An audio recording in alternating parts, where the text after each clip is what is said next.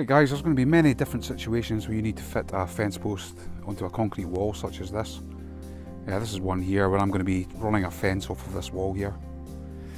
Sometimes you could, actually put the post in the ground there beside the footings of the garage, but in this case there's obviously drainage in here, so we can't dig down and risk breaking the drains. So best option here is to secure onto the side of the garage here.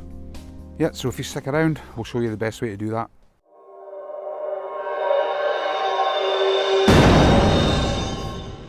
Right guys, so as we were saying, the first thing to do here is to obviously determine the height of the post on the wall. So whether you're running a 6-foot fence, a 4-foot fence, whatever it may be, determine the height your post needs to be and cut it, obviously. Right, so I've determined the length, and in my case it's 1.8 metres, so we've marked it here. Now what I'm going to do now is cut this at a 30-degree angle. I'm going to use a circular saw for this, but you can use anything. Even a hand saw, miter saw, anything. The important thing is a 30-degree angle. What we're doing here is creating a runoff for water to stop rot. Here's a picture now of just a typical post that's been squared off and left, open to the elements. It just shows you how much it can rot. So it's very important to cut this at an angle, which we'll do now. Okay, so that's the top of the post cut. You can see there it's at a 30-degree angle. As I'm saying, what that does is make sure when the water hits it, it runs off and doesn't rot the post. Okay, so once you've done that, what we want to do now is mark the post in 4 equal points.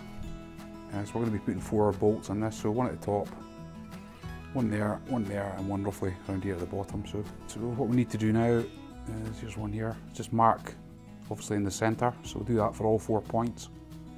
Okay, so we've marked our 4 locations. What we want to do now is use our 32mm spade bit. What we're going to do is drill down 10mm roughly.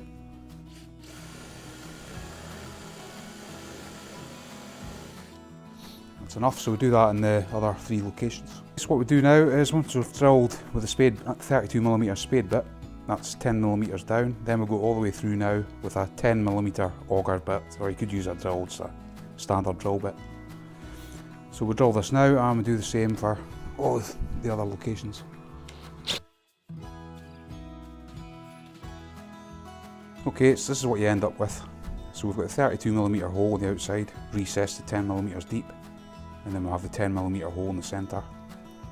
And what this does is we're going to be using 8mm by 100mm Timco multi-fix fixings, which are cement screws or masonry screws. Okay, so the fixings I use are the Timco multi-fix fixing bolts. So pretty much these just screw directly into the concrete once you've drilled the proper sized hole. The washers are 30mm with a 10mm hole in the centre. We're going to use a 30mm washer with a 10mm hole in it. So we'll slip that on there. And that's how that'll look. And what that does, the reason you recess that 10mm, you can see that there, it's totally flush. It's not so important in my situation here where I'm taking fence rails off the side of here. But when it is important is when you're mounting a gate to here, so the gate folds onto the wood. It needs to be flush. Hence why you need to recess these.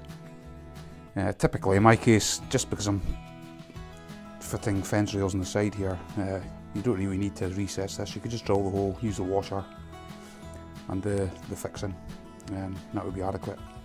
So we've obviously got the top cut at the 30-degree angle. We've got all the holes drilled.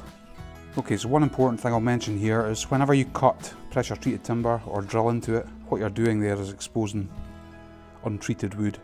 I mean, the treatment on pressure treated timber only goes in so far. So whenever you do this, you need to coat it with a preservative. In my case, this is not getting painted, so I'm going to use a clear preservative. Yes, what I use is Ronseal Total Wood Preserver, which is a clear liquid, which we can slap all over these holes now, just to make sure the wood's nice and sealed. The cut edge here as well. Yeah, so I just use this old oil painting brush, it just fits in here nicely, dip it in. Good, nice clear liquid, and just slap it all over the hole like that. It just preserves that bare wood. And same here on the top. Right guys, so that's the post in position. So as you saw what we were doing earlier, here's our 4 holes with the recesses and the angle on the top, obviously. So the first thing we're going to do is get the height set, hold it in position and drill the first hole in the top. What we're going to use to drill the first hole is an 8mm drill bit. So either a masonry drill bit or a SDS drill bit. I'm going to be using an SDS drill bit, which is this. But you can use just a normal drill and hammer action with that masonry drill. So again, all we're going to do is set the height, mark the concrete, and then we can take that away and drill the hole. I'll show you that now. Okay, so I've set the height. I'm not worried about level or anything at this time, just the rough area where you're wanting the post. All we're going to do is get the drill in and just give it a quick pulse. Take it out and then take the wood away. And you can see where that's marked. So what we're going to do now is just drill that hole a bit further. So let's back it. Okay, so we've got our first hole there. What we're going to do now is insert the bolt and the washer in through here. So we've got the bolt and the wood. There it is sticking through. All we'll do now is just offer this up to the hole. That's it in the hole now. Just push it in position. There we are, so we've got our first bolt in. It's just loose just now. So what we're going to do now is nip this up with a 15mm socket and a wrench or a ratchet. So this will just nip it up now.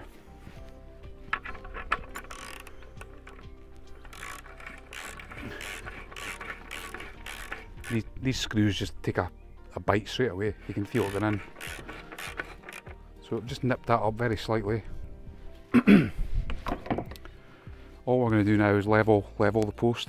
So we'll get the level on it now.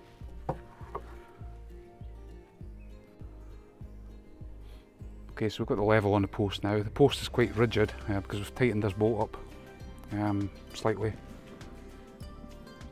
It's really level now, so what I'm going to do now is tighten that bolt ever so slightly more just to give it a good grip, and then we'll check level again.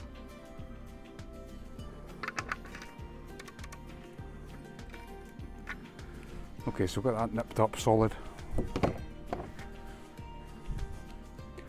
It's level now, so what we're going to do now is run the masonry drill through these holes again, just to mark the position. Okay, so we've levelled this up. I've now or drilled through these holes to mark the wall. Now we can swing this out the way. I've loosened this off slightly so we can swing the wood out the way, and that reveals the holes there. So what we'll do now is just drill them fully. The reason I'm doing it this way is because I don't have a long enough drill.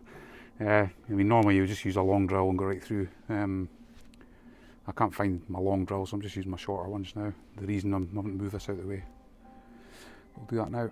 So we're just getting the drill into the mark and just drill it now.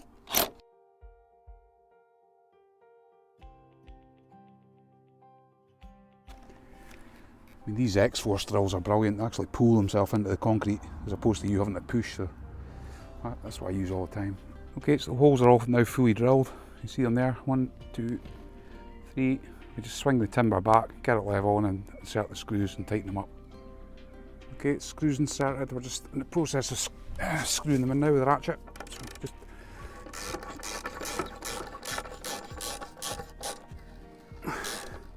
you don't need to over tighten them, just nip them up. That's enough for that one. Onto the bottom one.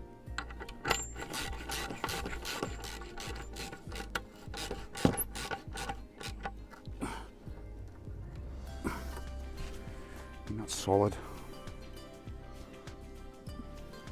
So you can see the final fixing. It's a good fixing.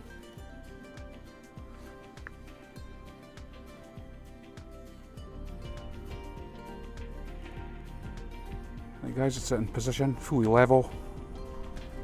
Let's walk back.